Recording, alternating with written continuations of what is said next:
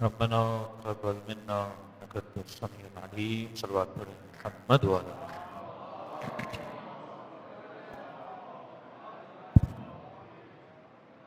بسم الله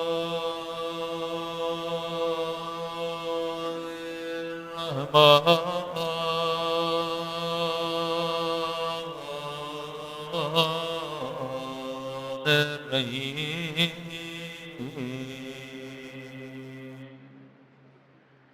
الحمد لله رب العالمين الحمد لله كما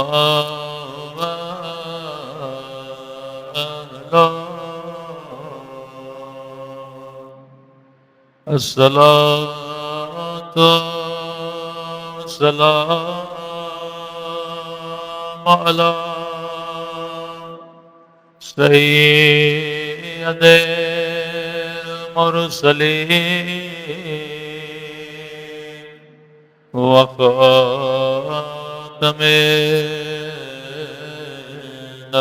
النبيين أبي القاسم محمد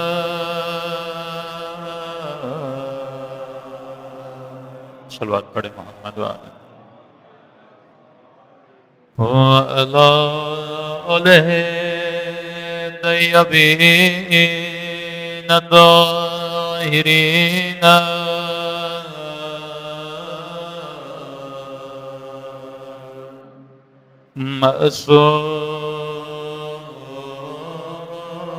معصومين سب مل کے دعا امام زمان اللهم كل وليك حجة ابن الحسن صلواتك عليه وعلى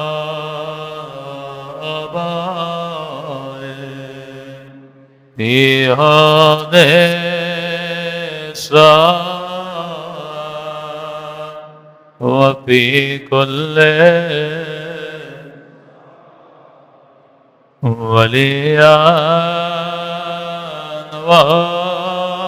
وفدا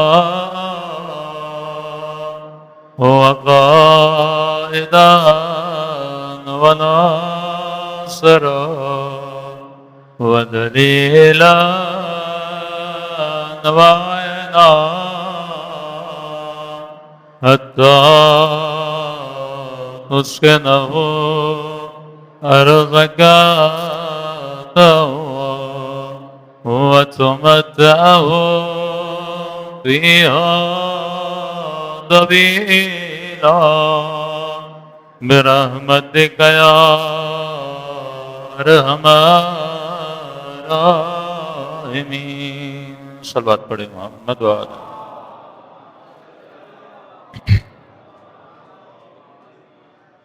بسم اللہ الرحمن الرحیم رب اشرح لی صدری ویسر لی امری واحلل عقدۃ من لسانی یفقهوا قولی اما بعد فقد قال سبحانہ وتعالی فی محکم کتابہ بسم اللہ الرحمن الرحیم کل نفس ذائقۃ الموت صلوات پڑھے محمد وآل محمد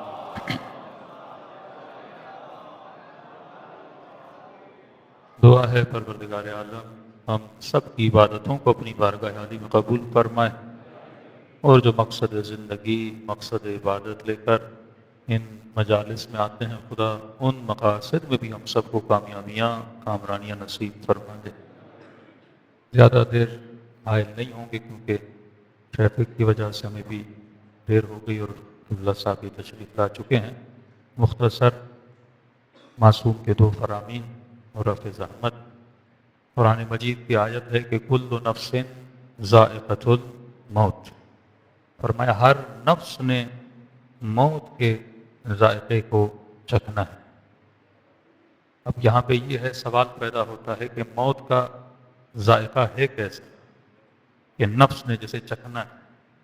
کیا موت کا ذائقہ عام ذائقوں کی طرح ہے کہ مثلاً کسی سے پوچھا جائے نمک کا ذائقہ کیا ہے تو ہر انسان یہ جواب دے گا کہ نمک کا ذائقہ نمکین ہے.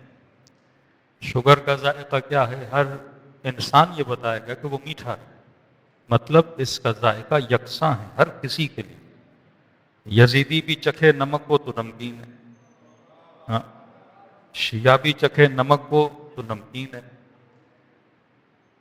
شوگر اگر مومن بھی کھائے تو میٹھی ہے، اور ایسا نہیں کہ منافق چکھے تو اس کی مٹھاس کیا ہو جائے؟ کم ہو جائے. ذائقہ ایک ہے.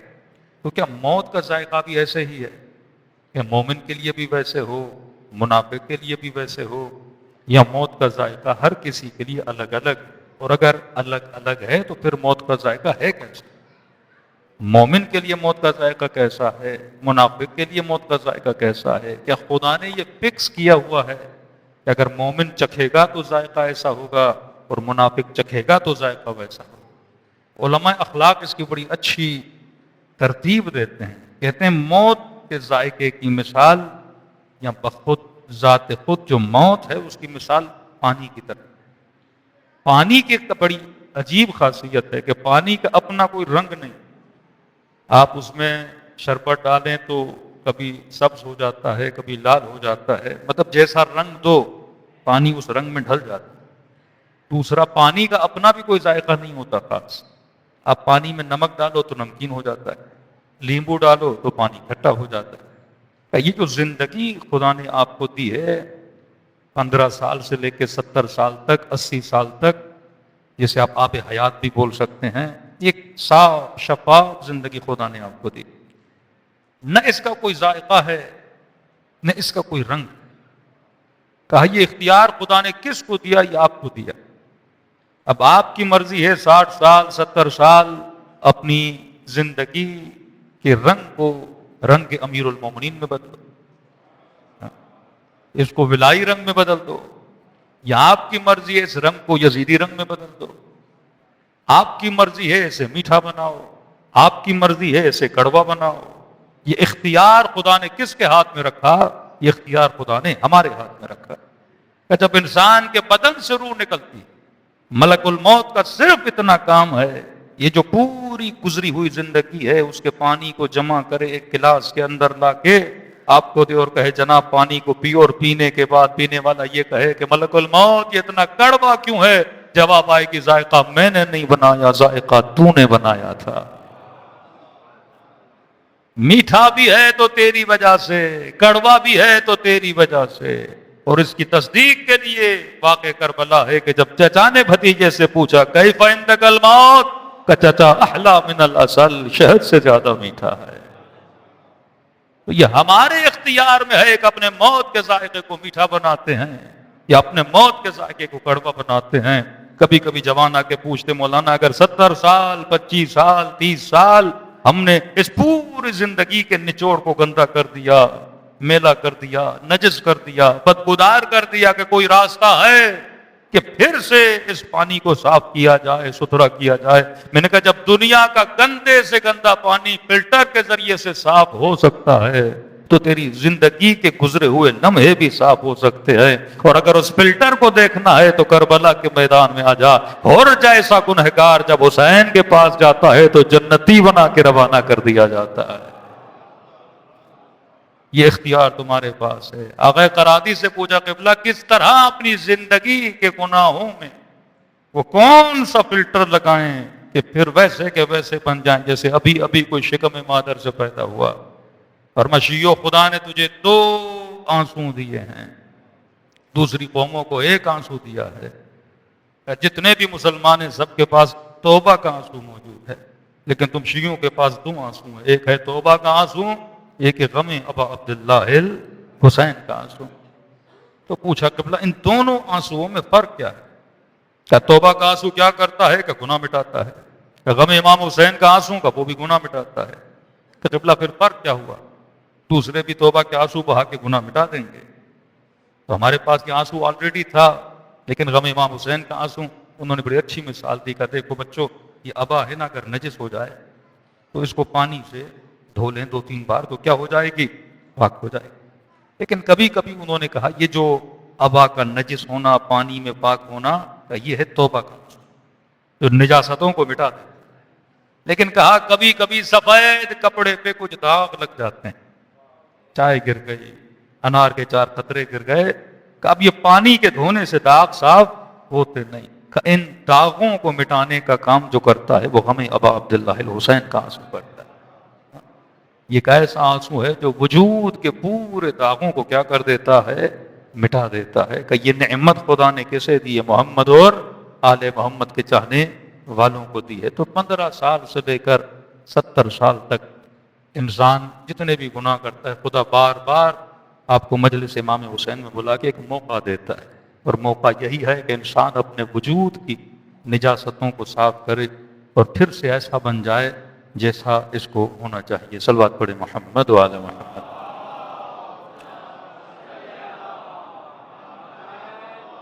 ایک نقطہ اور زحمت کو تمام کروں۔ اب یہ 70 سال جو ہم 60 سال 50 سال جتنی خدا نے آپ کو زندگی دی، ہم نے کیا بن کے آخرت میں اٹھنا ہے؟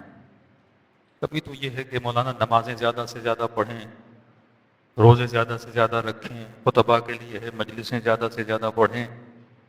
وہ کون سا کام ہے جس چیز کے کرنے سے ہم مقصد انسانیت اور ہدف انسانیت کو پورا کریں؟ ہمارے حوزہ علمیہ میں ایک ڈیفینیشن آف ہیومن بتائی جاتی ہے کہ انسان کہتے کسے ہیں؟ تو عمومی تعریف جو انسان کی گئی وہ یہ تھی کہ الانسان و حیوان ناطق، انسان ایک ایسا حیوان ہے جو بولتا ہے، صاحب نطق ہے۔ لیکن آج کل جو علماء جدید ہیں وہ اس تعریف کو نہیں مانتے، کہتے اگر صرف بولنا کمال بشر ہوتا، بولتا تو طوطا بھی ہے۔ آپ کسی گھر میں گئے، طوطے نے آپ کو سلام کیا، کچھ طوطے 2000 ورڈز بولتے ہیں، کچھ طوطے 5000 ورڈز بولتے ہیں، اور کہ اگر خدا نہ خواستہ کوئی انسان پیدا ہوا پیدائشی گونگا تو کیا وہ کمال بشر تک نہیں پہنچ سکتا؟ کتنے ایسے انسان ہیں جن کو بولنے کی توانائی نہیں ہے، کئی ایسے ہیں جن کو سننے کی توانائی نہیں، تو کیا وہ ناقص انسان ہیں؟ کیا وہ سفر انسان کامل کو طے نہیں کر سکتے؟ ڈیفینیشن آف ہیومن یہ نہیں ہے کہ انسان اسے کہتے ہیں جسے بولنے کی صلاحیت ہے۔ ہاں، کلی طور پہ فرق انسان اور حیوان یہ سمجھا جاتا ہے کہ انسان بولتا ہے، بولنا ایک ذریعہ ہے کنیکشن کا، ورنہ ٹائپ کے ذریعے سے مختلف ذرائع سے بھی انسان اپنے پیغام پہنچا سکتا ہے۔ تو کہا کہ اصل میں جو ڈیفینیشن آف ہیومن ہے کہ اگر انسان اس ڈیفینیشن پہ پوری زندگی قائم رہے تو آپ کہتے ہیں یہ ایمان کی پہلی منزل، ایمان کی چوتھی منزل، ایمان کی 7ویں منزل، سلمان ایمان کی فلاں منزل پہ تھا، یہ ایمان کی منازل کوئی طے کیسے کرتا ہے؟ اور قیامت کے دن وہ کون سا ٹیمپریچر ہوگا کہ خدا یہ بتائے کہ تم انسانیت کی 7ویں منزل پر ہو، تم انسانیت کی 8ویں منزل پر ہو؟ جب تک ہم اس ڈیفینیشن کو پورا نہیں کریں۔ ڈیفینیشن آف ہیومن، سب سے بڑا فرق ایک انسان اور حیوان میں ہے وہ یہ ہے، اور اسی فرق کو اگر انسان پوری زندگی برقرار رکھے تو انسان ایک کامل بن کے دنیا سے چلا جائے گا۔ کہ وہ فرق کیا ہے؟ کہ اصل میں ڈیفینیشن آف ہیومن کیا ہے؟ کہ انسان اسے کہتے ہیں جسے لا محدود سیکھنے کی صلاحیت ہو۔ یہ چیز حیوان میں، آپ ایک بندر کو سرکس میں لا کے محدود تعلیم دے سکتے ہو، ایک شیر کو سرکس میں لا کے ہلکا پھلکا سکھا سکتے ہو، لیکن آپ کسی بندر کو ڈاکٹر نہیں بنا سکتے، کسی بندر کو کمپلیٹلی ڈرائیور نہیں بنا سکتے، مینیجر نہیں بنا سکتے، اپنا سیکرٹری بنا کے آفس میں نہیں رکھ سکتے۔ تبھی کہا کہ یونیورسٹیز انسانوں کے لیے بنی، اسکولز انسانوں کے لیے بنے، مدارس انسانوں کے لیے بنے۔ یہ مجالس کس کے لیے رکھی گئی؟ انسانوں کے لیے رکھی گئی۔ فرش ادا کس کے لیے بچھایا جاتا ہے؟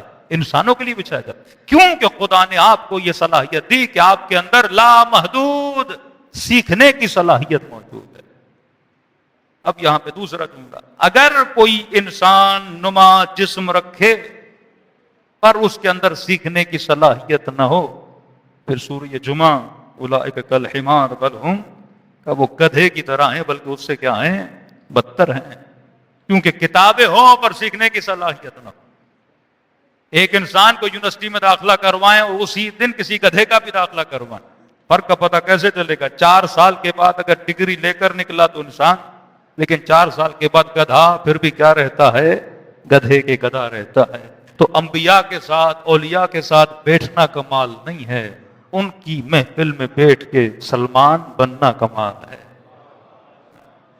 یہ فرق ہے فکر اہل بیت کا اور غیر افکار اہل بیت کا۔ ہم کہتے ہیں بڑے بڑوں سے بیٹھے، لیکن بیٹھنے کا فائدہ یہ ہے کہ ان کے ساتھ بیٹھنے کے ساتھ کچھ سیکھے۔ تو اگر ہم زیادہ سے زیادہ انسان بننا چاہتے ہیں تو ہمیں زیادہ سے زیادہ علم حاصل کرنا ہوگا۔ جتنی صلاحیت علمی ہماری زیادہ ہوگی اتنا ہمارا معیار انسانی زیادہ ہوگا۔ صلوات پڑھے محمد وآل محمد۔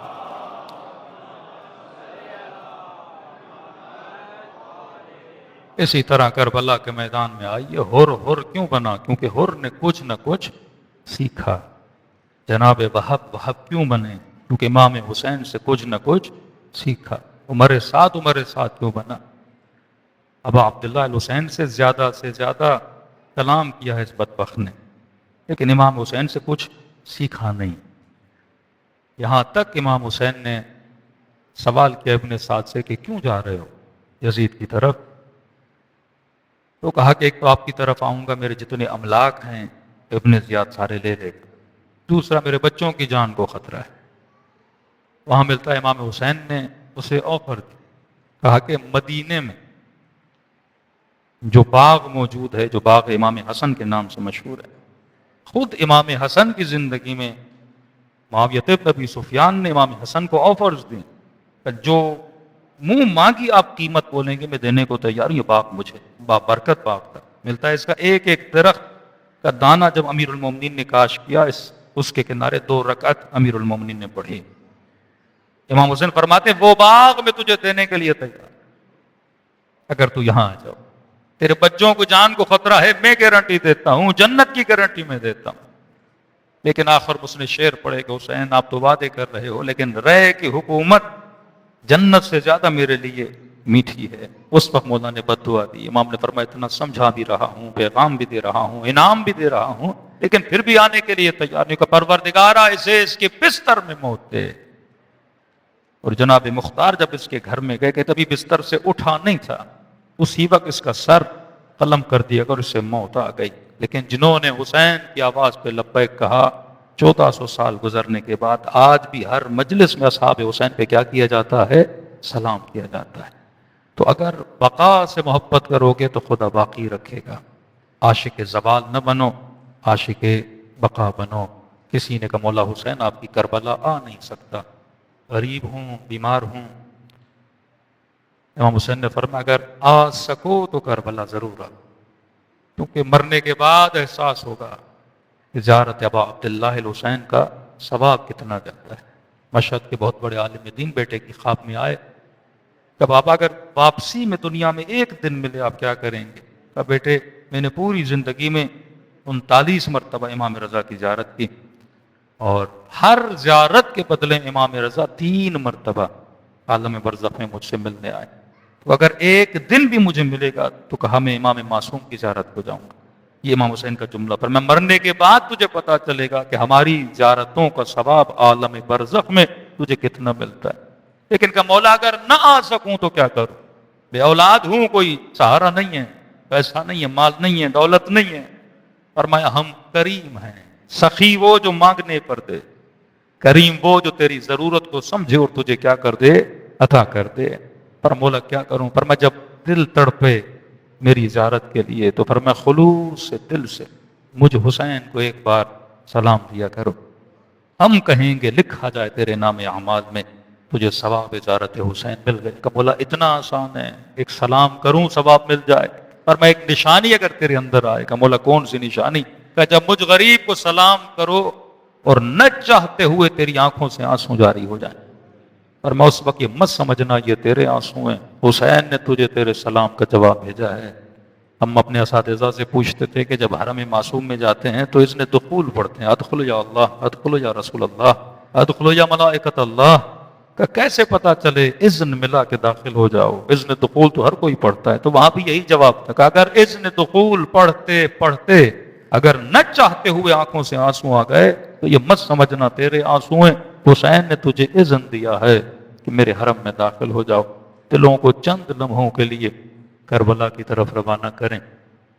ایسے سلام کریں جیسے زینب کبریٰ نے کیا، ایسے سلام کریں جیسے 4 سالہ بچی نے کیا. یہ سلام ہر شیعہ کو آتا ہے، نہ بھی آتا ہو تو نام حسین ہر کسی کو آتا ہے. چند سلام اور رفع زحمت. فرمایا ایسے سلام کرو جیسے کربلا کے یتیم کیا کرتے تھے، ایسے سلام کرو جیسے سیدہ زینب سلام کیا کرتی تھی، اور اس خلوص سے کرو کہ خدا ہم سب کے نام اعمال میں ثواب زیارت حسین کو درج کریں. سب مل کے السلام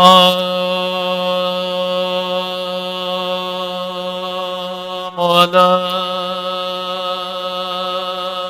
حسین وعلی علی ابن الحسین وعلی اولاد حسین وعلی اصحاب الحسین. سب مل کے السلام علی حسین وعلی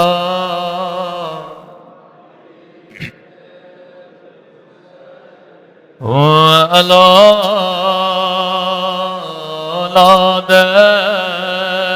الحسین وعلی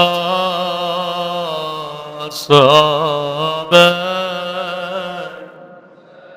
حسین کی صدا بلند ہو. سب مل کے السلام علی حسین وعلی علی ابن وعلی اولاد وعلی اصحاب. میرا سلام اس درد بھرے منظر پہ جب زینب کی نظر حسین کی پامال بدن پہ پڑی.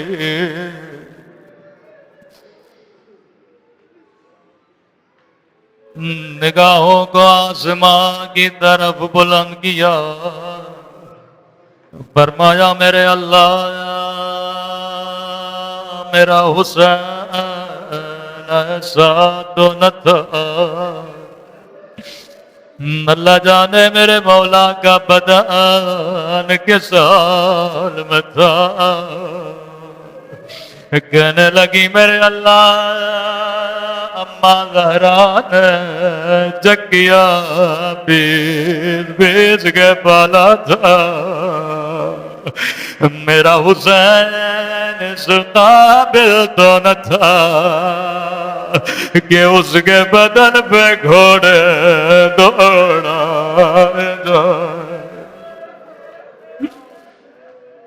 یہ لئی ابن سعد کے پاس آیا، کہنے لگا ابن سعد جب میں نے حسین کے بدن پہ گھوڑے دوڑائے میں نے اپنے کانوں سے حسین کی پسلیاں ٹوٹنے کی آواز سنی تھی.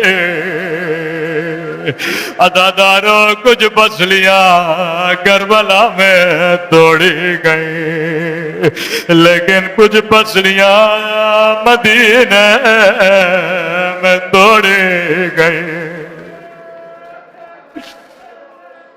مجھے خدا کی قسم ہے اگر مدینے میں توہین نہ کی جاتی کبھی کربلا میں توہین نہ کی جاتی، اگر مدینے میں زہرا کے در کو آگ نہ لگائی جاتی کبھی کربلا میں خیموں کو آگ نہ لگائی جاتی، اگر مدینے میں پسلیاں نہ توڑی جاتی کبھی کربلا میں حسین کے بدن پہ گھوڑے نہ دوڑائے جاتے، واللہ اگر مدینے میں علی مولا کے ہاتھوں میں رسیاں نہ باندھی جاتی کبھی کوفے کی بازار میں زینب کے ہاتھوں میں رسیاں نہ باندھی جاتی، اگر مدینے میں نبی کی بیٹی کو تماچے نہ مارے جاتے او کبھی کربلا میں 4 سالہ بچی کو تماچے نہ مارے جاتے۔ میں ہمیشہ دعا کرتا ہوں اللہ بچپن میں کسی بچے کو یتیم نہ بنائے، بیٹیاں بابا سے بڑا پیار کرتی ہیں اور بیٹے ماں سے بڑا پیار کرتے ہیں۔ امیر المومنین نے غسل دیا، کفن دیا، جنازہ گھر کے صحن میں رکھا، فرمایا پتا بچوں کو کہو آخری بار اماں کا دیدار کر لے۔ بچوں کے لیے سب سے مشکل گھڑی ہوتی ہے کہ ماں کے بدن کو کفن میں لپٹا ہوا دیکھے، جو ماں پوری زندگی اپنے ہاتھوں سے کھانا کھلاتی رہی اسی ماں کے ہاتھوں کو کفن میں بندھا دیکھے۔ فضا کہتی ہیں ایک ایک بچے کو کہا آخری بار اماں کا دیدار کر لو۔ فضا کہتی ہیں حسن توڑے توڑے آگے بڑھے، اماں کے رخساروں کے بوسے لینے لگے، بی بی زینب آگے بڑھی اماں کے قدموں سے لپٹ گئی، ام کلثوم آگے بڑھی اماں کے سینے سے لپٹ گئی، لیکن فضا کہتی ہے کہ چھوٹا بچہ سر کو گھٹنے میں دیے زاروں قطار رو رہا ہے، کہنے لگی حسین حسین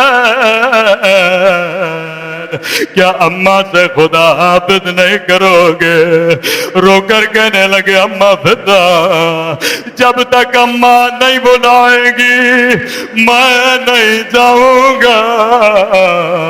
علامہ مجلسی فرماتے اتنا کہنا تھا، ایک مرتبہ بندے کفن کھلے، 2 ہاتھ باہر آئے، آجا میرے کربلا والے حسین، آجا میرے پیاسے حسین، آجا ماں کے سینے سے لگ جا۔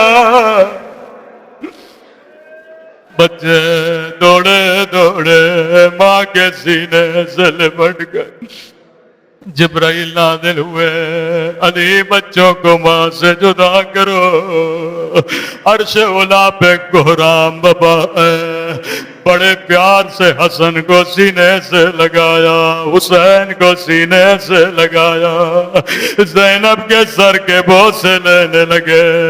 ایک جملہ کہوں گا مولا علی ہائے تیرے بچوں کی یتیمی، جب یتیم ہو کربلا ایک 4 سالہ بچی ہے، جب یتیم ہوئے کسی نے سینے سے نہیں لگایا، اور کبھی شمر کے تماچے، کبھی ظالموں کے تازیان، اللہ لعنت اللہ علی القوم محمد و آل محمد۔ مرحومہ کے درجات کو بلند فرما، جتنے بھی قبلہ کے مرحومین ہیں ان کو اللہ دین میں درجات عطا فرما۔ ربنا تقبل منا انک انت السمیع العلیم۔ اعوذ باللہ من الشیطان الرجیم، بسم اللہ الرحمن الرحیم، الحمد للہ الذی لا یبلغ مدحته القائلون ولا يحصي نقماءه العادون ولا يعدي حقه المجتهدون، الذي ليس لصفته حد محدود ولا نعت موجود ولا وقت معدود ولا أجل ممدود، فطر الخلائق بقدرته ونشر الرياح برحمته، الصلاة والسلام على الرسول المسدد المصطفى العمجد المحمود الأحمد، سيدنا ومولانا ومولى الكونين جد الحسن والحسين معاني أبا القاسم محمد، الله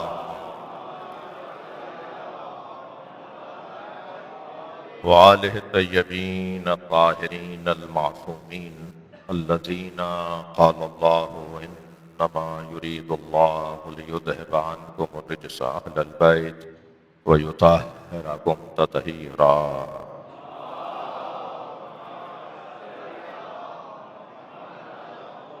ولعنة الله على أعدائهم أجمعين من يوم عداوتهم إلى قيام يوم الدين، أما بعد، قال الحكيم في القرآن الكريم، بسم الله الرحمن الرحيم، ووصينا الإنسان بوالديه إحسانا، حملته أمه كرها ووضعته كرها وحمله وفصاله 30 شهرا، وبلغ أشده وبلغ 40 سنة، صلوات۔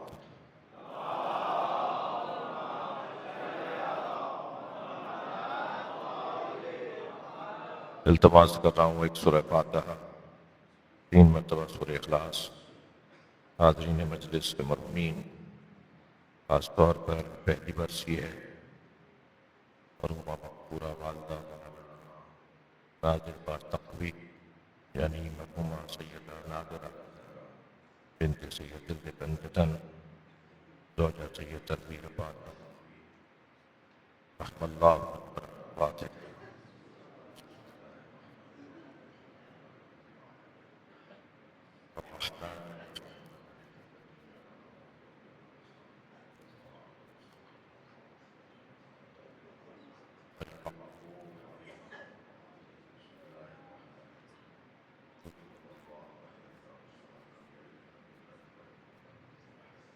بسم اللہ الرحمن الرحیم، بسم اللہ الرحمن لم يلد ولم يولد، اللهم صل على مغفرت کے لیے بلند تر صلوات۔ اللہ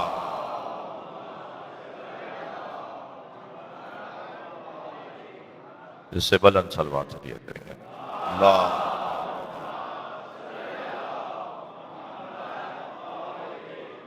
سورہ مبارکہ احقاف کی 15ویں آیت ہے، جس کا پہلا وقت جائز میں نے آپ کے سامنے پڑھا ہے۔ پروردگار عالم اس آیت میں ہماری ذمہ داریوں کو بیان کر رہا ہے۔ آیہ کریمہ مفاہیم اور معارف کا ایک وسیع دسترخوان ہے، خاص طور پر جس موضوع پر مجلس اعضاء کا انعقاد ہے، ماں کی مجلس برسی ہے، یعنی رشتہ تو اس خاتون سے اور رشتہ داروں کا بھی ہے، ایک زوجہ کی مجلس برسی بھی ہے، ایک مثلا چچی کی تائی کی مجلس برسی بھی ہے، ایک بہن کی مجلس برسی بھی ہے، مگر ان سارے رشتوں میں جو رشتہ غالب رشتہ ہے وہ ماں کا رشتہ ہے۔ اللہ نے اولاد کو زحمتوں سے، ماں باپ کی نسبت اولاد کو زحمتوں سے اگر گزارا بھی تو ان زحمتوں کا اللہ نے ازالہ کر دیا، زحمتیں تمام ہو گئیں۔ باپ کو اگر زحمتوں سے گزارا بھی تو باپ ان زحمتوں سے نکل جاتا ہے، لیکن ایک رشتہ ایسا ہے جسے اللہ نے محنتوں میں رکھا ہے، زحمتوں میں رکھا ہے، اور وہ زحمتوں میں رہی۔ اور اللہ کا تو کسی سے کوئی نہ ہی پڑوس ہے اور نہ رشتہ داری ہے، تو وہ اگر کسی کو مقام یا عظمت دیتا ہے تو بے قدر زحمت دیتا ہے۔ جو جتنی زحمت اٹھائے گا اتنا ہی اس کو مقام نصیب ہوگا۔ ان سارے رشتوں میں آپ فہرست بنا لیجئے رشتہ داروں کی اور رشتوں کی، ان سارے رشتوں میں جو سب سے زیادہ زحمت اٹھانے والا رشتہ ہے وہ ماں کا رشتہ ہے، اور جب سب سے زیادہ زحمت وہ اٹھا رہا ہے رشتہ تو پھر مقام بھی اس کا بلند ہوگا۔ وہ کہتے ہیں نا کہ خدا بہانوں پہ جنت نہیں دیتا، بہاؤں پر، قیمتوں پہ جنت دیتا ہے۔ صلوات پڑھیں ذا محمد و آل محمد۔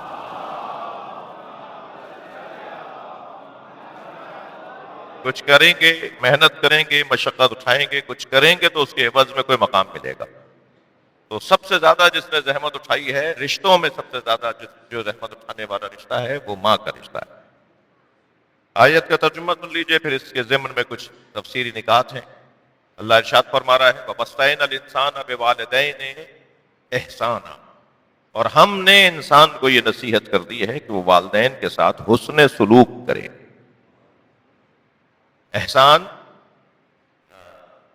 البتہ قرآن مجید کی اور آیات کے اندر احسان وَوَصَّيْنَا الْإِنسَانَ بِوَالِدَيْنِ حُسْنًا بھی آیا ہے۔ اہل دقت تشریف فرمائیں۔ اور ہم نے انسان کو نصیحت کی ہے کہ وہ اپنے والدین کے ساتھ حسنہ، یا احسان اور حسن کا جو فرق ہے وہ یقیناً مصدر اور حاصل مصدر کا فرق ہے، یا یوں کہہ لوں کہ مطلق اور مقید کا فرق ہے، عام اور خاص کا فرق ہے۔ احسان کے اندر عدالت اور فیصلوں کے بارے میں قید لگائی گئی ہے کہ جب فیصلہ لینے لگو تو ان کے ساتھ اچھا فیصلہ کرو، جب طے کرنے لگو تو ان کے ساتھ ان کے مطابق معاملے کو طے کرو۔ لیکن جب لفظ حسنہ بھی قرآن مجید میں آ جائے تو پھر ہر قسم کی خوش روئی، خوش سلیقی اور خوش رفتاری اور خوش اخلاقی اور ہر طرح کی خدمت کو پروردگار عالم چاہتا ہے کہ وہ والدین کے ساتھ رکھو۔ تم سوچ بھی نہیں سکتے، لہذا کسی ایک بال برابر اور ذرہ برابر والدین کے ساتھ بے ادبی، بدتمیزی اور عدم حسن اور حسن سلوک میں کہیں کمزوری نہ رہ جائے۔ حسنہ وَوَصَّيْنَا الْإِنسَانَ بِوَالِدَيْهِ إِحْسَانًا، اس آیت کریمہ میں جو سورہ احقاف کی آیت ہے جو میں آپ کے سامنے عنوان کلام کے طور پہ پڑھ رہا ہوں، اس میں احسان کا لفظ ہے۔ پھر آگے آیت پڑھتی ہے، اب یہاں مطلقاً باپ بھی شامل ہے، والدین میں ماں بھی شامل ہے، لیکن پھر پروردگار عالم نے عام کے بیان کے بعد خاص کو بیان کیا ہے، عموم کو بیان کرنے کے بعد خصوص کو بیان کیا ہے، مطلق کو بیان کرنے کے بعد ایک مقید کو بیان کیا ہے کہ نہیں، بڑے پیمانے پر تو یہ کہ والد کے ساتھ بھی تمہارا اچھا برتاؤ ہو اور والدہ کے ساتھ بھی تمہارا اچھا برتاؤ ہو، لیکن فوراً آیت آگے بڑھتی ہے وَحَمَلَتْهُ أُمُّهُ كُرْهًا وَوَضَعَتْهُ كُرْهًا وَحَمْلُهُ وَفِصَالُهُ 30 شهرًا، اور جان لو اس کی ماں نے، بچے سے بات ہو رہی ہے نا، اولاد سے بات ہو رہی ہے، اس کی ماں نے اسے شدت کے ساتھ تکلیف میں رہ کر حمل کیا اور شدت، تکلیف کی شدت کے ساتھ اس سے جدائی اختیار کی، فصال، جدائی۔ اور یہ حملہ اور فصالہ، یہ جو حمل کا دور تھا اور جو یہ فصال کا دور تھا، جدائی کا دور تھا، 30 شہرا، 30 مہینوں کا دور ہے۔ صلوات پڑھیں ذرا محمد و آل محمد۔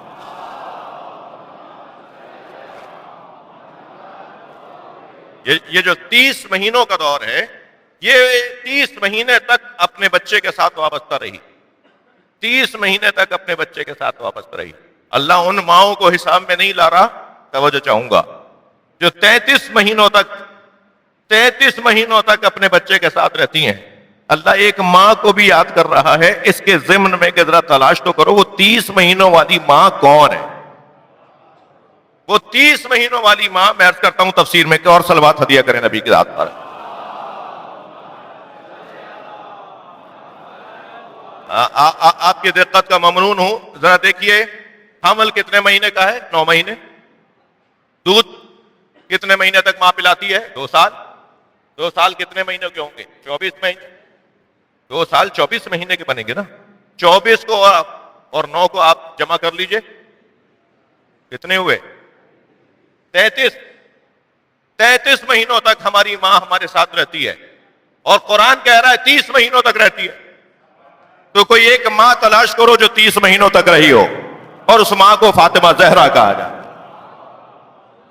جو امام حسین کے ساتھ صرف 30 مہینے تک رہی ہیں. واحد ذات ہے امام حسین کی جن کا تاریخی اور سیرت کی کتابوں کے اعتبار سے، سیرت کی احادیث کے اعتبار سے امام حسین کا حمل 6 مہینے کا تھا. صلوات پڑھ لیں محمد و آل محمد.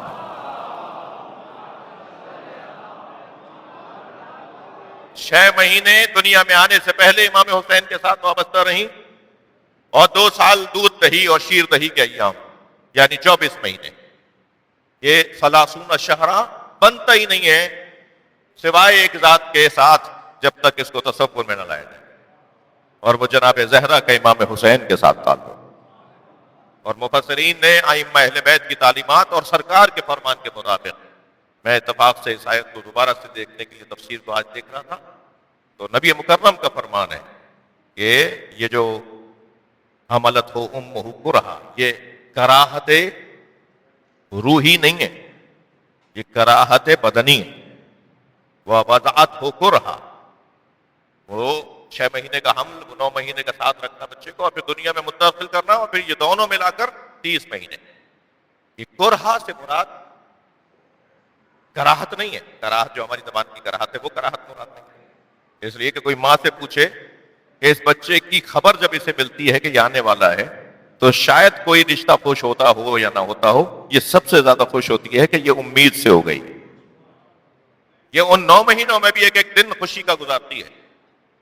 یہ دنیا میں لانے کے بعد وہ جو 24 مہینوں تک، 2 سال تک، عامین تک، سنتین تک، 2 سالوں تک دودھ پلا رہی ہوتی ہے، ایک ایک دن یہ گن گن کر اپنے بچے کو روزے رکھ رکھ کر، وضو کر کر کے، طہارت کے ساتھ اپنے بچے کو شیر دہی کی کیفیت سے گزار رہی ہوتی ہے. ایک ایک دن اس کا خوشی کا دن ہوتا ہے. پھر قرآن کیوں کہہ رہا ہے کرہا؟ صلوات پڑھ لیں ذرا محمد و آل محمد.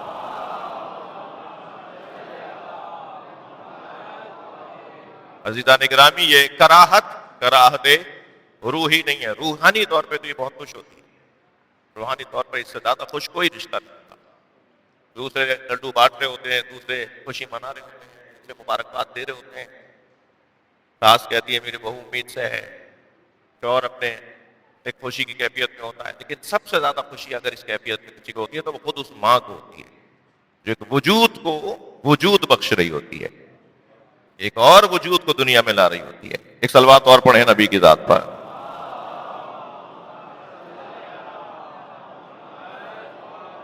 اس سے بلند صلوات ممکن ہے تو پڑھیں. اللہ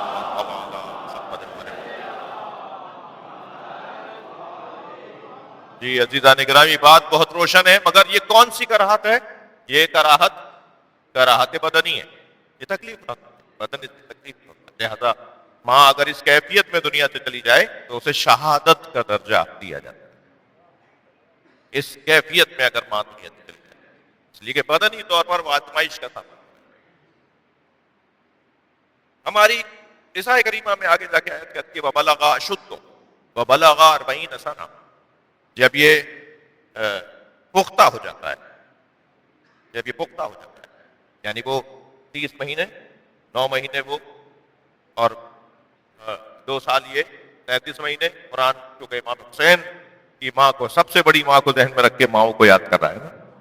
تو یہ جو یہ دن گزارنے کے بعد، پھر یہ جب بڑا ہو جاتا ہے دنیا میں آنے کے بعد، جب یہ پختہ ہو جاتا ہے، اشد، جب یہ پختہ ہو جاتا ہے، وَبَلَغَ 40 سَنَةً، اور جب یہ 40 سالوں کا ہو جاتا ہے، تو اب گویا یہ کامل ہو جاتا ہے، یعنی وہ 30 مہینے اپنی جگہ اور پھر یہ کامل ہو جاتا ہے. پھر جب یہ کامل ہو جاتا ہے تو پھر وقالا رب اوزعنی اوزعنی، یا اللہ یہ کہتا ہے یا اللہ مجھے توفیق عطا فرما ان اشکر نعمتک التی انعمت علی وعلی والدی، یا اللہ مجھے توفیق عطا فرما کہ میں تیری ان نعمتوں کا شکر ادا کروں جو تو نے مجھ پر نازل کی اور میرے والدین پر نازل کی. وَنَعَامَلَ صَالِحًا، اور یا اللہ مجھے توفیق عطا فرما کہ میں عمل صالح انجام دے سکوں. وَأَصْلِحْ لِي فِي ذُرِّيَّتِي، اور پھر یہ اللہ کی بارگاہ میں دعا کرتا ہے کہ یا اللہ میری ذریت میں بھی نیکیاں عطا فرما. دیکھیے یہ انسان کی زندگی کو پروردگار عالم نے 3 رشتوں کے ساتھ جوڑ دیا ہے. ایک سابقہ رشتوں سے، ایک اپنی ذات کے رشتے سے، اور ایک اپنی اولاد کے رشتے سے. یعنی ہمارا تعلق، اب میں موضوع میرا اب شروع ہوگا کہ ہمارا تعلق صرف اپنی ذات کے ساتھ نہیں ہے، ہمیں اپنے والدین کے بارے میں بھی اہتمام کرنے کا حکم دیا گیا ہے.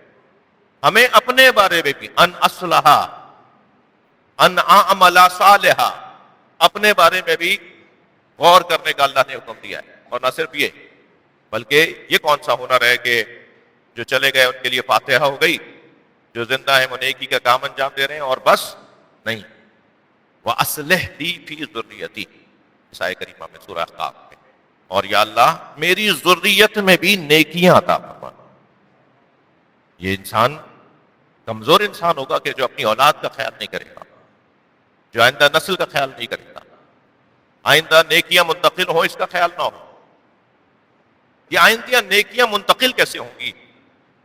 بہت سارے گریزوں سے گریز کرتا ہوا اتنا عرض کروں کہ وہ جو آئندہ کی نیکیاں اپنی نسل کے اندر منتقل کرنی ہے، باقی رکھنی ہے، جاری رکھنی ہے، مستقل رکھنی ہے، اس کا ایک حل اور ایک روشن حل یہ ہے کہ وابستگی ایسی خاتون کے ساتھ ہو کہ جس سے آنے والا بچہ وہ خود بخود نسلوں کی نمائندگی کر رہا ہو، اپنے آباء و اجداد کی ترجمانی کر رہا ہو.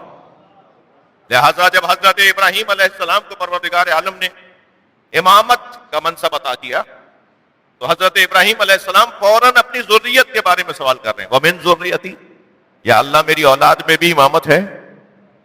اولاد کا خیال رکھنا، آئندہ کیا ہوگا، یہ بچہ پڑھ رہا ہے یا نہیں، یہ نیکوکار بنے گا یا نہیں، یہ فساد پھیلائے گا یا معاشرے کے اندر اصلاح کرے گا.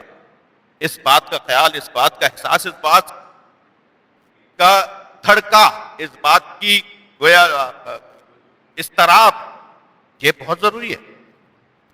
یہ کوئی کمال نہیں ہے کہ ہم نے اپنے آپ کو اچھا کر لیا، ہاں کمال ہے، مگر اس سے بڑا کمال یہ کہ اپنے اصلاح اور بہتری کے ساتھ اپنی نسل کا خیال بھی کیا جائے. وہ کیسے ممکن ہے کہ نسل بہتر ہو؟ وہ کیسے ممکن ہے؟ سرکار دو جہاں ارشاد فرماتے ہیں ایاکم وخطرہ الدمن، میں تمہیں ہوشیار کر رہا ہوں گندگی میں اگنے والے پودے سے. وقال رسول اللہ، وقیل یا رسول اللہ، آواز آئی یا رسول اللہ وما خطرہ الدمن، یا رسول اللہ وہ گندگی میں اگنے والا پودا کون سا ہے؟ فرمایا المرأۃ حسنہ، ایک خوبصورت عورت جو گندے اور برے ماحول میں پروان چڑھی ہو اور تم اس کے ساتھ اپنے عقد کا تعلق اور اپنے نکاح کے ساتھ تعلق بناؤ اور اس کے ذریعے سے اولاد پیدا ہو. وہ گندگی میں اگنے والا پودا ہے جو تمہاری نسل کو برباد کر دے. کیسے ہوگا آگے کا نسل بہتر کیسے ہوگی؟ جان گرامی، مولانا قبلہ کے ددیال بھی میرے اعزہ میں سے ہیں. میں آباء و اجداد سے صدیوں سے ہمارا اس علاقے سے، ہمارے بڑوں کا اور ان کے بڑوں کا ایک ہی علاقے سے تعلق ہے. میں اپنے بڑوں سے سنا کہ خاص طور پہ ان کے جو دادا تھے سید محمد صالح تقوی، وہ پوری اپنی برادری میں، پوری اپنی آبادی میں، یعنی میں اگر ان کو کہہ دوں کہ اللہ کے ولیوں میں سے ایک تھے، یہ مبالغہ نہیں ہوگا.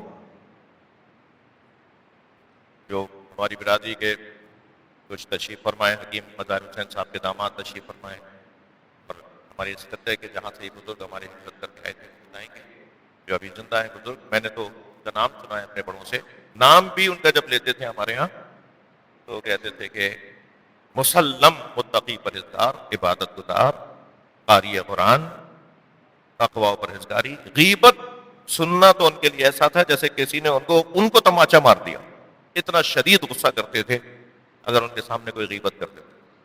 اور 50 ان کے بارے میں جو میرے والد نے، ہمارے بڑوں نے بتایا، ہمارے عزیزوں نے بتایا، تو یہ ندی حال مولانا کا ایسا، میں مولانا کی وجہ سے اور چاچا تنویر کی وجہ سے یہ باتیں نہیں کر رہا، میں ایک تجزیہ کرنے جا رہا ہوں۔ ایک صلوات پڑھے ذرا محمد و آل محمد۔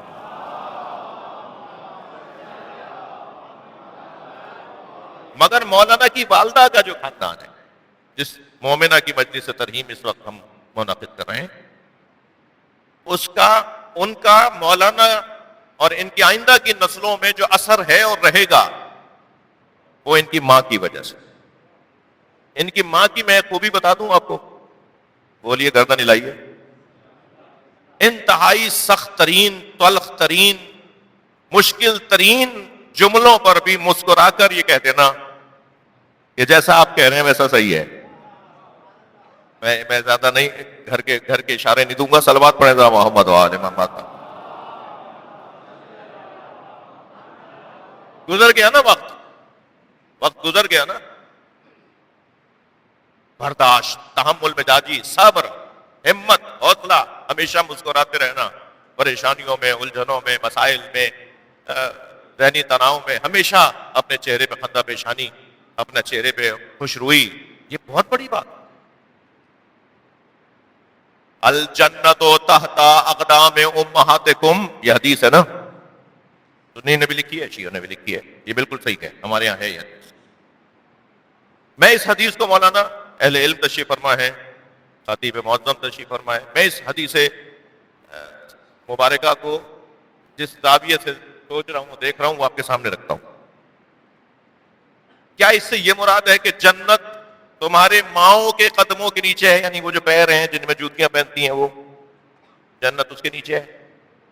اگر یہ ان قدموں کی اللہ بات کر رہا ہے، ہماری ماں کے قدموں کے نیچے جنت ہے، تمہاری ماؤں کے قدموں کے نیچے جنت ہے، اگر ان قدموں کی بات ہو رہی ہے جن میں وہ چپلیں پہنتی ہیں، جوتی پہنتی ہیں، تو پھر یہاں پر تو ہونا چاہیے تھا الجنت تحت قدمي امہاتکم۔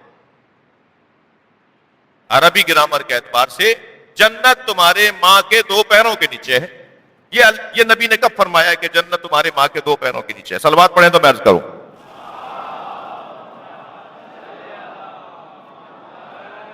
اپنے مضمون پر بات کر رہا ہوں۔ الجنت تحت اقدام قدمي، نون گرے گا اضافہ ہونے کی وجہ سے، امہاتکم، تمہاری ماں کے 2 قدموں کے نیچے، یہ ہونا چاہیے تھا، قدمي کا لفظ ہونا چاہیے تھا۔ قاف دال میم چھوٹی ہے، پھر اس کے آگے اگر نون لگا دے گا تو قدمین ہو جائے گا، قدمین 2 قدم، مگر حدیث میں تو قدمین کا لفظ نہیں ہے، اقدام کا لفظ ہے۔ یہ جو بات میں آپ کے سامنے رکھ رہا ہوں، یہ میں نے علامہ ذیشان حیدر جوادی سے سنی ہے، جس کی جو پہنچ ہونا اس کے نام سے ہی بیان کرنی چاہیے۔ ان کی مغفرت کے لیے صلوات پڑھیں۔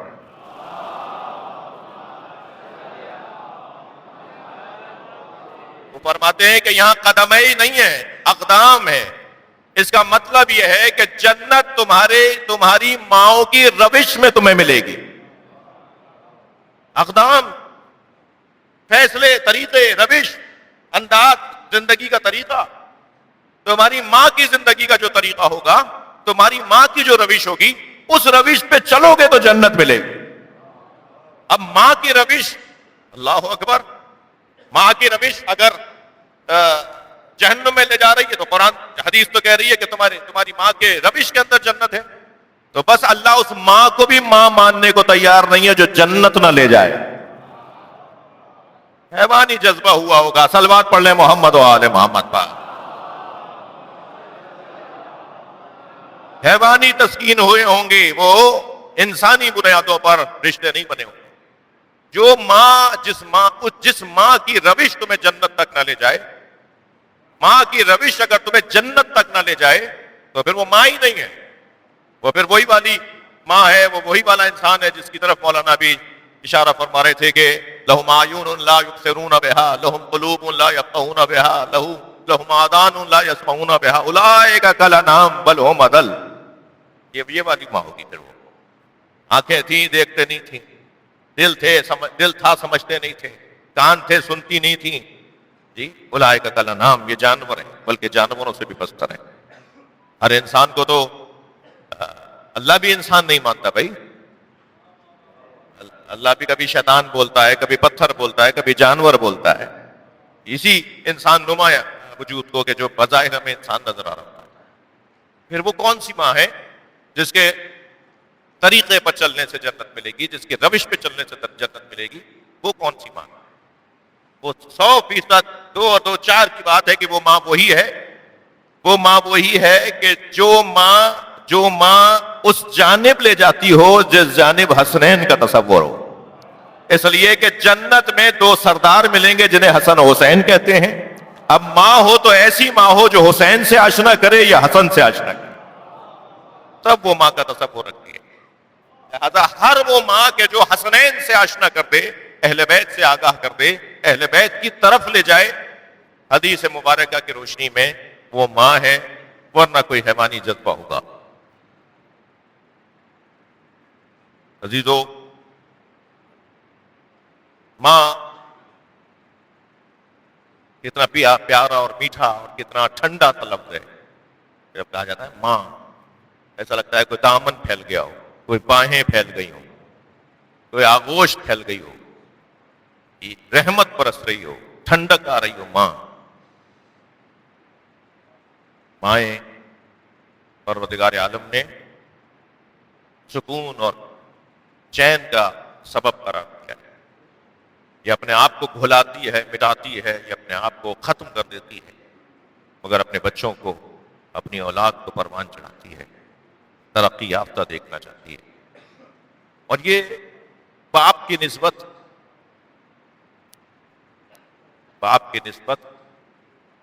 زیادہ مقام بھی اس لیے رکھتی ہے کہ اس کے اندر صفت ربوبیت پروردگار کا جلوہ باپ کی نسبت گہرا اور زیادہ ہے. وہ جو رب مطلق ہے اس کو پہچاننا اگر ہے تو ہمیں رب مجازی کو پہچاننا ہوگا. وہ جو رب حقیقی ہے اس کی معرفت رب مجازی کے ذریعے سے ممکن ہوگی، اور رب مجازی باپ ہے اور ماں ہے، اور پھر ان دونوں کے اندر بھی ماں. لہٰذا وہ حدیث بڑی معروف ہے، آپ نے 10 دفعہ سنی ہے، پڑھی ہے، کہ سرکار سے آ کر کسی نے کہا یا رسول اللہ میں اپنے ماں باپ کی خدمت کرنا چاہتا ہوں، تو بتائیں باپ کی کروں یا ماں کی؟ ایک وقت میں ایک ہی خدمت کر سکتا ہوں. تو حضرت نے فرمایا ماں کی. پھر فرمایا یا رسول اللہ فوراً ہی دوبارہ موقع مل جائے تو ماں کی خدمت کروں یا باپ کی؟ فرمایا ماں کی.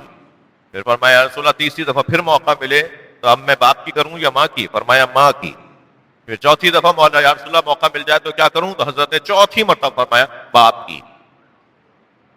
یعنی اگر ایک وقت میں ایک کی خدمت کر سکتے ہو تو ترجیح 3 مرتبہ سرکار نے گویا فرمایا کہ ماں کی خدمت کرو. یہ ماں امت کی ماں ہو تو ام المومنین کہلائے، امت کی ماں ہو تو جناب خدیجہ کہلائے. جی صلوات پڑھ لیں بی بی کی ذات پر.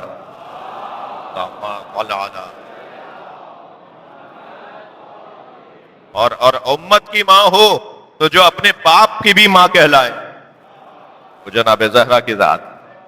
یعنی اس رشتے سے سیدہ ہم سب کی ماں، یعنی جو امتی ہے نا، جو بھی لا الہ الا اللہ محمد الرسول اللہ علیہ ولی اللہ پڑھ رہا ہے، اس کا تعلق نسبی اعتبار سے سیدہ سے ہو یا نہ ہو، وہ سب کی ماں ہے. لہذا سیدہ ایک پورے کلمہ گو طبقے کی ماں، اور میرے نبی کی زوجائیں امت کی ماں ہیں. تو حضرت ام سلمہ امت کی ماں، حضرت ماریہ قبطیہ امت کی ماں، حضرت زینب بنت جہش امت کی ماں. توجہ ہے نا بذات. حضرت خدیجہ امت کی ماں. بھائی نبی کی 11 زوجاؤں میں 9 زوجہ تو رضی اللہ تعالیٰ عنہن ہے نا. صلوات پڑھیں ذرا محمد و آل محمد. امت کی مائیں، امت کی مائیں. تعظیم. اچھا پھر یہ ماں ہے تو اس کا مطلب یہ ہوا کہ وہ سارے احکامات جو ماں کے ہیں وہ ان کے جاری ہوں گے. تو پھر تو امت سے پردہ بھی نہیں ہونا چاہیے ان کا، کیونکہ اولاد سے ماں کا پردہ کہاں ہوتا ہے. لیکن یہاں مفسرین نے ائمہ اہل بیت کی تعلیمات کی روشنی میں لکھا ہے کہ یہ ماں کے جو شرعی احکامات ہیں وہ سب کے سب ان بیویوں پر نہیں پورے اترتے. صرف دو چیزوں میں یہ ماں کا درجہ رکھتی ہیں. ایک تحریم النکاح، تحریم النکاح، ماں سے نکاح حرام ہے نا، ماں سے نکاح حرام ہے.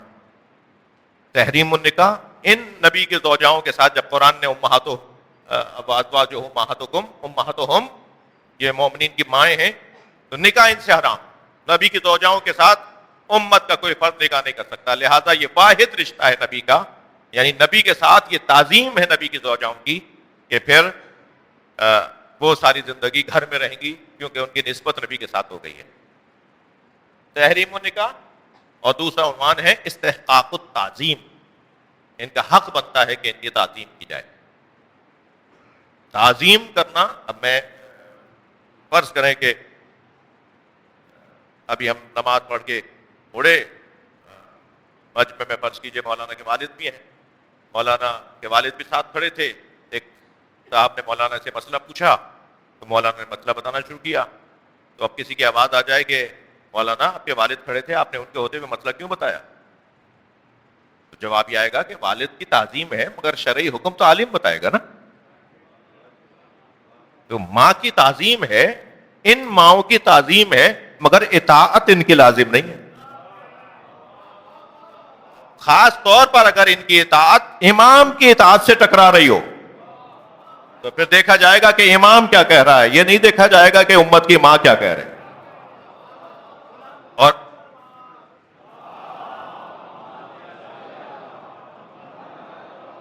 وہ جو مطلق اور عمومی اعتبار سے حکم میں مادری رکھنے والا رشتہ ہے وہ یہ نبی کے زوجاؤں کا رشتہ ہے. اور اسی طرح عمومی رشتہ پدری رشتہ بھی مولا کائنات و نبی کے لیے پروردگار عالم نے قرار دیا ہے. خود حدیث مبارکہ میں سرکار فرماتے ہیں انا وعلی ابا وہذہ الامہ، میں اور علی اس امت کے دو باپ ہیں. نبی نے اپنے آپ کو اور مولا علی کو امت کا دو باپ قرار دیا. اور یقین جانیے کہ اگر باپ اور ماں میں جھگڑا ہو جائے، توجہ ہے بات کی، تو اولاد کو کیا کرنا ہے؟ ایک تو اولاد کو توجہ چاہوں گا، اولاد کو عام ماں باپ کی بات کر رہا ہوں، وہ باپ وہ ماں جو ولایت رکھتے ہوں ان کی بات نہیں. عام ماں باپ، ہمارے ماں باپ، اگر ماں باپ پہ جھگڑا ہو جائے تو کیا کرنا ہے اولاد کو؟ پہلے تو دیکھنا ہے کہ جھگڑے کی نوعیت کیا ہے. جوانوں کی تعداد خاصی بیٹھی ہے، ایک نسخہ لیتے جائیں تو بہتر ہے. پہلے تو دیکھنا یہ ہے کہ جھگڑے کی نوعیت کس بات کی ہے. صرف اس بات پہ جھگڑا ہے کہ نمک زیادہ کیوں کر دیا، مثال کے طور پہ اس برتن میں لا کے مجھے کھانا کیوں دے دیا، وہاں کیوں نہیں رکھا، یہاں کیوں لا کے دے دیا، مجھے بلا کے کیوں کھلا رہی ہو، میرے پاس کیوں نہیں لا کے رکھا. یہ جھگڑے چل رہے ہیں چھوٹے موٹے جی. تو اس میں تو اولاد کے لیے فارمولہ یہ ہے، نسخہ یہ ہے کہ لا تعلق ہو جاؤ، نہ باپ کا ساتھ دو نہ ماں کا ساتھ دو. یہ وہ جھگڑا ہی نہیں ہے کہ جس میں تمہارا ایمان چلا جائے گا، یہ وہ مسئلہ ہی نہیں ہے جس میں تمہارے ساتھ کوئی مسائل آ جائیں گے.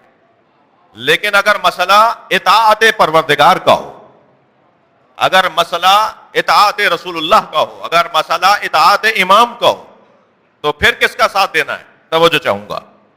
پھر عزیزان گرامی دیکھنا ہے کہ یہ دونوں کون سے ہیں جو ان اطاعتوں کے ساتھ جڑے ہوئے ہیں. اگر ان میں سے ماں اطاعت الہی کے ساتھ جڑی ہوئی ہے تو لا طاعت لمخلوق فی معصیت الخالق. صلوات پڑھیں ذرا محمد و آل محمد. تو اس بنیاد پر نہیں کہ ماں کا ساتھ دے رہے ہو، بلکہ اس بنیاد پر کہ ماں کے پاس جو فیصلہ ہے اس وقت وہ فیصلہ قرآن کے مطابق ہے، وہ فیصلہ رسول اللہ کے فرمان کے مطابق. تو اللہ اور اللہ کے رسول کی اطاعت اگر مخلوق کی اطاعت کے ساتھ ٹکرانے لگے، بھئی توجہ ہے حضرات کی. ابھی ہماری قومی اسمبلی نے جو کچھ بل پاس کیے ہیں جن کا تعلق شریعت کے ساتھ ہے، تو ہم ان شرعی فیصلوں کو کیسے مان لیں کہ جب اللہ کچھ اور کہہ رہا ہو، قومی اسمبلی کچھ اور کہہ رہی ہو؟ تو ہمیں تو اللہ کی بات ماننی ہے. صلوات پڑھ لیں ذرا محمد و آل محمد.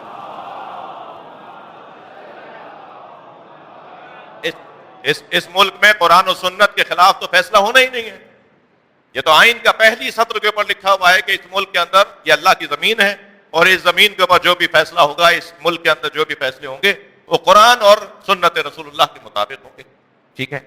تو جہاں پر یہ اطاعت یعنی اطاعت الہی اور اطاعت رسول اللہ اور اطاعت مولا ٹکرا رہی ہو اور ماں کے ساتھ یا باپ کے ساتھ وہ حکم موجود ہو، پھر وہاں دیکھا جائے گا. لیکن اگر ماں ہو، توجہ چاہوں گا، ماں ہو نبی کی زوجاؤں میں سے کوئی زوجہ اور باپ ہو علی ابن ابی طالب، اور ان دونوں ماں باپ کے اندر ہو جائے جھگڑا، تو پھر کس کی بات ماننی ہے؟ اللہ نے ماں کو تعظیم دی ہے، اطاعت باپ کی ہے، اس لیے کہ ولایت باپ کو حاصل ہے، ماں کو ولایت حاصل نہیں ہے. میری بات اگر نہیں گئی ہے تو اور روشن کر لوں بات. نکاح کی تقریب ہونے لگی،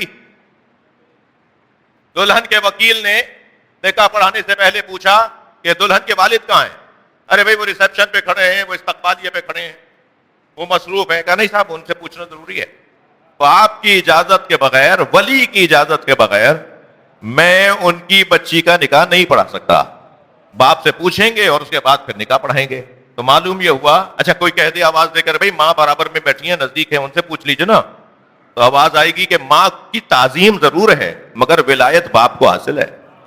اب اگر امت کی عمومی ماں اور امت کے عمومی باپ میں جھگڑا ہو جائے تو یہ نہ دیکھنا کہ ماں کیا کہہ رہی ہے، دیکھنا کہ علی باپ کیا کہہ رہا ہے.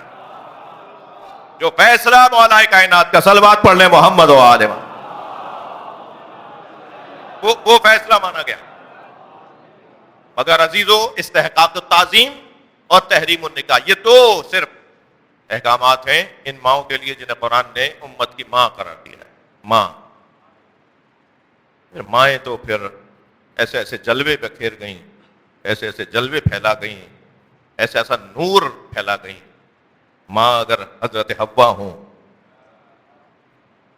دیکھیے کیسی ماں ہے.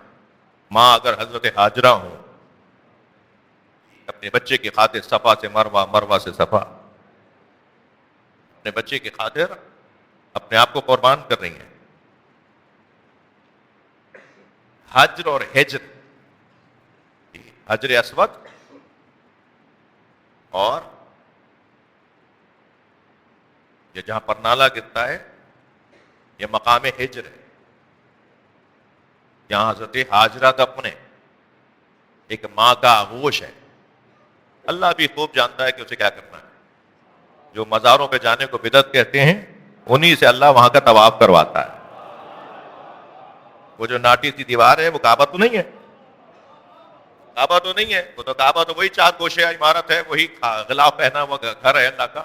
مگر وہ جو چھوٹی سی دیوار ہے جسے پر نالا گرتا ہے، حتیم، یہاں حضرت ہاجرہ اور حضرت اسماعیل کی قبریں. اللہ خوب جانتا ہے کیسے. یہ جو سبیلوں کے مخالف ہیں نا، وہ لالا کے زمزم ضرور بانٹتے ہیں، زمزم سب کو لا کے پلائیں گے. اللہ خوب مانتا ہے، جانتا ہے کہ اسے کیا کرنا ہے. ایک ماں حضرت ہاجرہ کی صورت میں، پھر ایک ماں ام موسیٰ کی صورت میں ہے کہ ہمارا کام تھا اس بچے کو بچانا، پھر ہمارا کام ہے اس بچے کو تمہاری آغوش میں پلٹانا. تو ہم جو کہہ رہے ہیں وہ مان لو. ایک صندوقچہ بناؤ، اس بچے کو دریا کے حوالے کر دو، صندوقچے کو میں لٹا کر صندوقچے کو دریا کے حوالے کر دو. اس دل سے حضرت ہاجرہ نے، حضرت ام موسیٰ نے اپنے بچے کو، حضرت موسیٰ کو اس صندوقچے میں لٹایا ہوگا. اور پھر کنارے کنارے چل رہی ہیں، صندوقچہ تیرتا ہوا جا رہا ہے، نیل کے کنارے کنارے چل رہی ہیں. اچانک وہ ایک لہر آئی اور وہ صندوقچہ محل کے اندر چلا گیا، فرعون کے محل میں. اب سامنے تو دیوار ہے، آگے محل ہے، وہ دریا اس میں سے بہتا تھا، چھتا محل ایسے کنارے پہ بنایا ہوا تھا. جب ایک ماں کا کردار میرے عزیزو مکمل ہو جائے تو ایک اور رشتے کا کردار شروع ہوتا ہے، وہ ہے بہن. لہذا حضرت موسیٰ کی بہن ام کلثوم اس محل کے اندر گئیں. جا کے کیا دیکھا کہ ایک تبصرہ ہے، ایک تذکرہ ہے، ایک شور ہے کہ ایک بچہ صندوق سے نکلا ہے مگر بھوکا ہے اور کسی سے دودھ بھی نہیں لے رہا. تو وہاں جا کے صرف کان میں ایک بات ڈال دی حضرت ام کلثوم نے، اخت موسیٰ نے، اخت موسیٰ اور ہارون. پروردگار عالم نے بہنوں کو کتنا کردار عطا کیا ہے. ایک بات ذہن میں ڈال دی کہ ایک خاتون ہے، شاید اس کا دودھ پی لے. اب یہ تو بچہ بھوکا تھا، انہیں تو کیا کہتے ہیں وہ ڈوبتے کو کیا چاہیے تنکے کا سہارا؟ تو ان کا فوراً بلاؤ اس خاتون کو. اور پھر یہ دوڑی دوڑی گئی ماں کے پاس. اماں اللہ نے نہیں کہا تھا کہ میں تمہاری گود میں لوٹاؤں گا؟ چلو گود میں آنے کو موسیٰ تیار ہے. لے آئیں اپنی والدہ کو اور حضرت ام موسیٰ نے گود میں لیا. اور جیسے ہی وہ جو کئی گھنٹوں سے بھوکے تھے اور نہیں لے رہے تھے کسی اور خاتون سے دودھ، فوراً ہی ماں کی گود کی گرمی پائی تو حضرت موسیٰ نے دودھ بھی پی لیا. پھر یہ وہیں رہیں، انہیں دودھ پلاتی رہیں. ایک ماں کا کردار، پھر ایک بہن کا کردار، پھر ایک ماں اور بھی ہے، وہ ام عیسیٰ ہیں، حضرت مریم. دیکھیے کیا کیا تہمتیں، کیا کیا الزام، کیا کیا صرف بدنی تکلیفیں نہیں. ماں کانا ابو کے و ام کے سو، اے مریم نہ تیرا باپ ایسا تھا نہ تیری ماں ایسی تھی، یہ بچہ بغیر باپ کے کیسے آ گیا؟ اور ادھر حضرت مریم کو حکم ہے کہ تمہیں خاموش رہنا ہے، جواب ہی نہیں دینا، چپ کر روزہ رکھو، ہمارا کام ہے کہ ہم جانتے ہیں کہ ہمیں کیا کرنا ہے. حضرت مریم خاموش ہیں. بار بار تہمت لگ رہی ہے، بار بار الزام لگ رہا ہے، یہ بچہ بغیر باپ کے کیسے آ گیا؟ تمہارا باپ بھی ایسا نہیں تھا، تمہاری ماں بھی ایسی، یہ اتنے بڑے لوگوں کی اولاد ایسے کیسے ہو گئی؟ تو ایک مرتبہ حضرت مریم نے اشارہ کیا، اشارت لے، بچے کی طرف اشارہ کیا.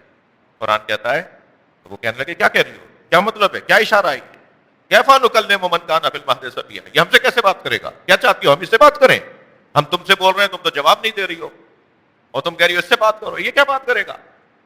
اس وقت حضرت عیسیٰ علیہ السلام گویا ہوئے، بولنے لگے. انی عبداللہ آتانی الکتاب وجعلنی نبیا، میں اللہ کا بندہ ہوں، مجھے کتاب دے کر بھیجا ہے، مجھے نبی بنا کر بھیجا ہے. حضرت مریم نے بھی بہت زحمت اٹھائی اپنی اولاد کی خاطر. ماؤں کا کردار عزیزوں، میں بچوں جوانوں سے کہوں گا کہ ماں کے چہرے کی طرف، باپ کے چہرے کی طرف دیکھنا عبادت ہے، جیسے خانہ کعبہ کو دیکھنا عبادت ہے، جیسے مصحف کو دیکھنا عبادت ہے، یعنی قرآن مجید کو دیکھنا عبادت ہے. یہ کوئی کم بات نہیں ہے. قدر کریں ہم، اگر ہماری مائیں زندہ ہیں، ہمارے باپ زندہ ہیں. اور اگر دنیا سے چلے گئے تو یہ مت سمجھیے گا کہ اب ہمارا کوئی حق نہیں رہا ان کے اوپر، یا ان کا ہم پر حق نہیں رہا. سرکار سے آ کر کسی نے کہا یا رسول اللہ میں نے منت مانی تھی میرا فلاں کام ہو جائے گا تو میں ماں کے قدموں کا بوسہ دوں گا. حضرت فرمایا منت پوری کرو. ایک صلوات اور ہدیہ کریں بلند آواز میں.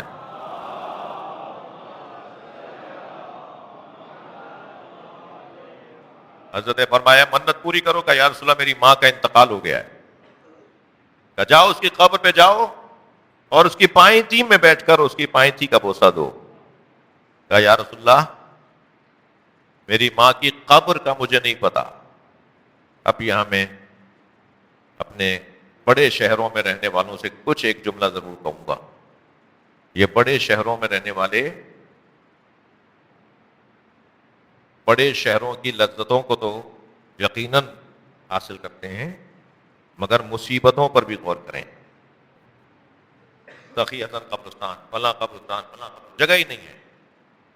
مولانا میں قبرستان گیا، گورکر نے میری ماں کی قبر میں ایک اور قبر بنا دی. تو اس شخص سے پوچھا تو جائے کہ تم گئے کتنے دن بعد تھے؟ ہاں مولانا گیا 4 سال بعد تھا. جو 4 سال بعد اپنی ماں کی قبر پہ جا رہا ہو، پھر بھی الزام گورکن کو ٹھہرا رہا ہے، پھر بھی الزام اس کو دے رہا ہے کہ اس نے میری ماں کی قبر میں کسی اور کی قبر بنا دی.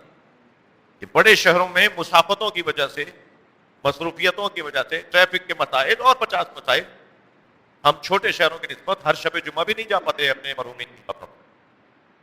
چھوٹے شہروں میں تو بعض لوگ روزانہ جاتے ہیں اپنے مرحومین کی قبروں پر. پیدل کے رستے ہوتے ہیں، نزدیک نزدیک قبریں ہوتی ہیں، نزدیک نزدیک قبرستان ہوتے ہیں، لیکن یہاں میں اہتمام بڑھانے کی ضرورت ہے. ماں کی قبر، یا رسول اللہ مجھے ماں کی قبر کا نہیں پتا. حضرت فرمایا اپنی انگشت شہادت سے نشان بناؤ، تصور کرو یہ تمہاری ماں کی قبر ہے، اور اس کی پائیں جا کر بیٹھ جاؤ اور وہاں بوسہ دے دو تو تم نے گویا اپنی منت پوری کر لی. پیروں فقیروں کے مزاروں پہ جا کے حاجات طلب کرنا یقیناً درست ہے، لیکن اگر اللہ نے ہمارے گھر میں ہی پیر دیا ہوا ہو، ہمارے گھر میں ہی مرشد دیا ہوا ہو، پتہ نہیں اس پیر اس مرشد کی دعا قبول ہوگی بھی یا نہیں ہوگی ہمارے حق میں، مگر یقین ہے کہ ماں اگر اولاد کے حق میں دعا کرے تو اللہ اس ماں کی دعا کو سنتا ہے۔ امتحان ہے، آزمائش ہے، رشتوں کی آزمائش ہے، رشتوں کا امتحان ہے۔ یوں تو ہر ماں ماں ہے، مگر وہ ماں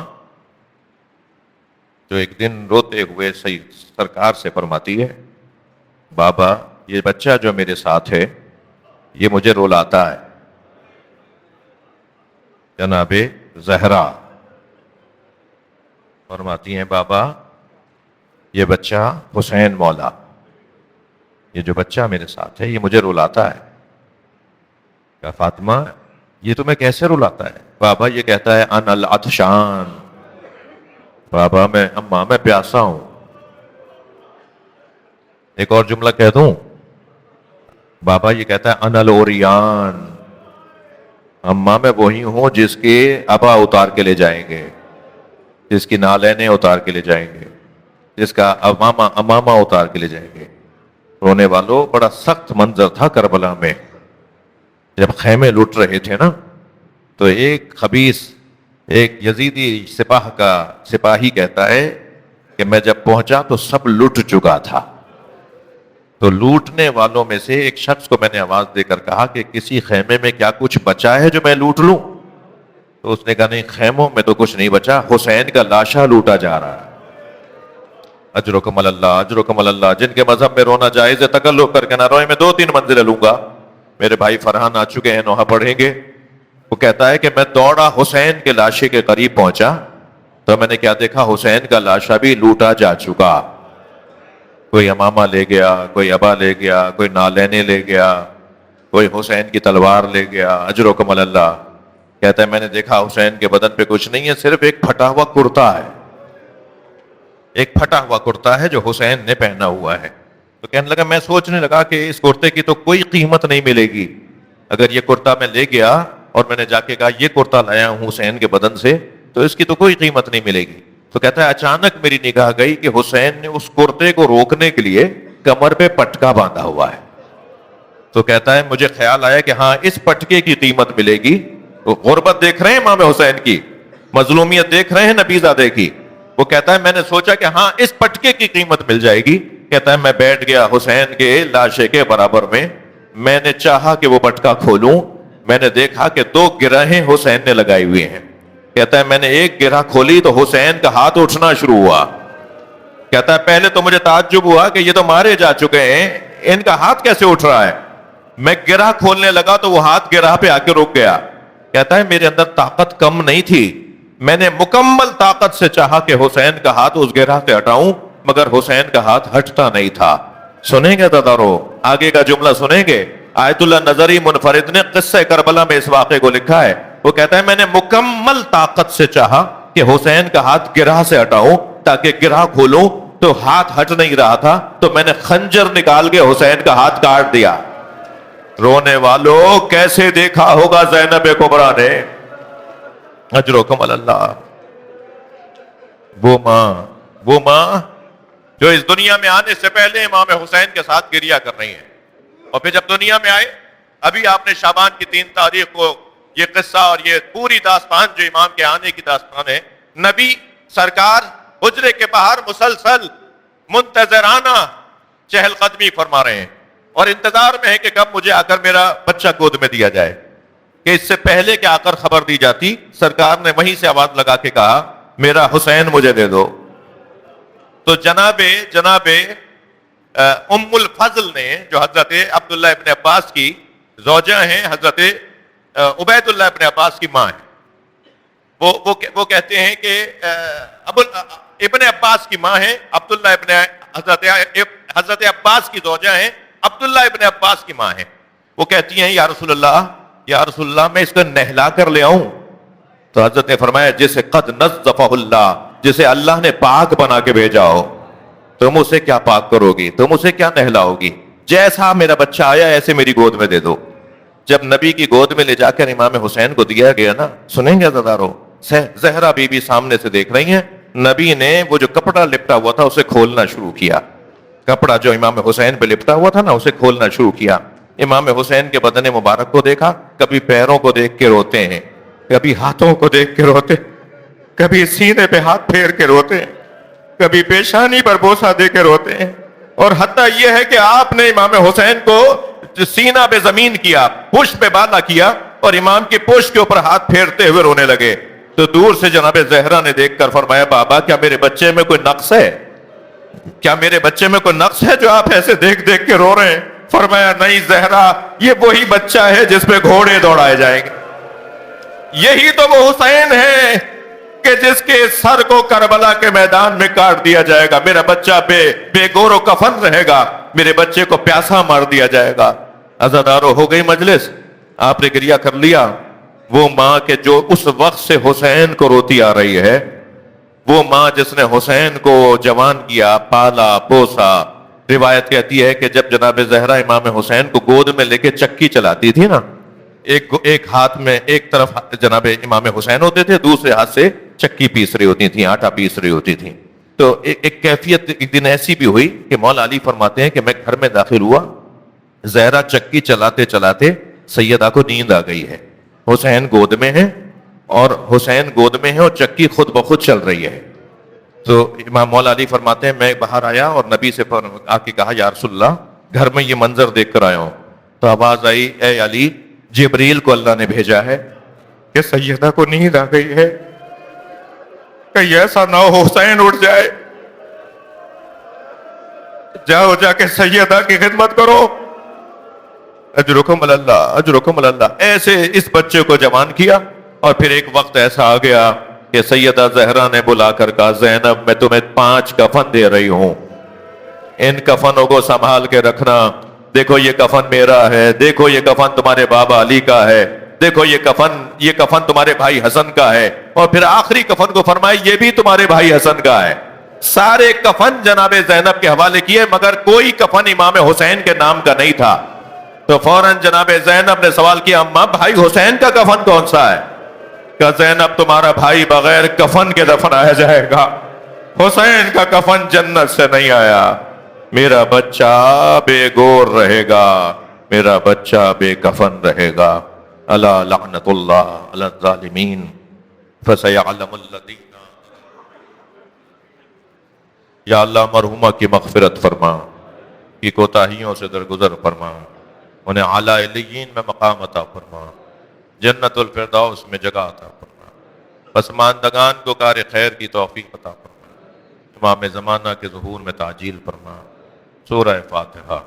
مرحومہ مغفورہ سیدہ نادرہ زہرا بنت سید غلام پنجتن، زوجہ سید تجویر عباس تقوی، والدہ مولانا سید ناظر عباس تقوی رحم اللہ من. الفاتحہ. بسم اللہ.